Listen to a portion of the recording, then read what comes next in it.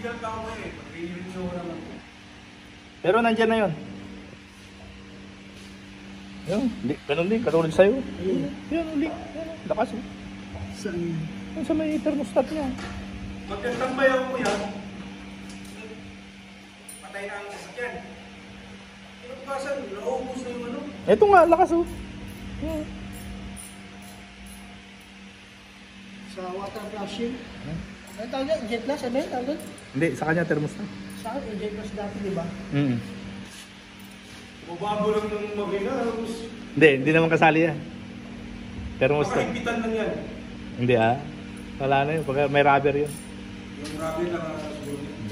Yung bigas na. Pagka, kasi nga, hindi mo... Plus yan, plus. Hindi.